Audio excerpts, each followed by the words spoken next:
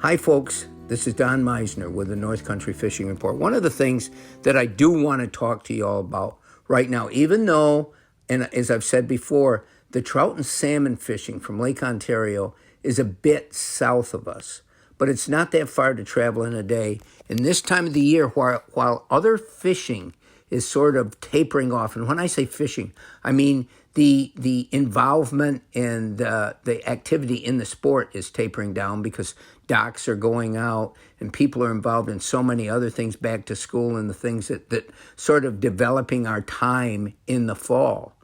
But in the Salmon River or the Oswego River, the fish that come into the river in the fall provide a fishery that is absolutely unbelievable and spectacular. It is for a reason, because these two species of fish, the salmon and the steelhead, which are rainbow trout that come in to these rivers at this time, provide a type of sport that you have to experience to really understand and appreciate.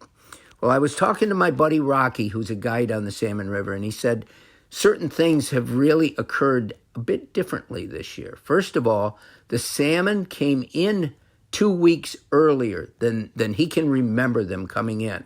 And I've seen things like this in our area. I've seen the ospreys leave earlier than I've ever seen them leave before. I've seen the woodchucks sort of go down their holes and stay earlier than I've ever seen before. Well, because of this, he said about 5 or 6 days ago, he saw the end of new salmon coming into the Salmon River. However, you can almost say it's the beginning of the incredible steelhead fishing that takes place in that river. And why is that something that you should know about? Because if you've never hooked a steelhead, it's a rainbow trout that travels and is always on the move. But if you've never hooked one of these fish, you won't believe the battle, the experience you can have in catching them. And Rocky was telling me that yesterday he said, the nicest gentleman in the world that came from, I guess, down either in Pennsylvania or New Jersey or someplace up to try to catch these fish. And he said, we had hardly started and he hooked a 15-pound steelhead. And he said that fish came out of the water 3 times at eye level. I mean, this thing was jumping and fighting for his life. The battle of a steelhead, they're so fast. They're so acrobatic. They're like what we champion is our smallmouth bass. The closest thing I can think about that compares with our smallmouth are steelhead, or maybe landlocked salmon, but we don't really have a great fishery for landlocks. But steelhead are so fierce, have so much power, and they're so fast that if you haven't done this, it's really worth doing. So what do you do to do it? Well, I said to Rocky, what would you recommend if people don't do this all the time, but they want to come down and catch one of these fish?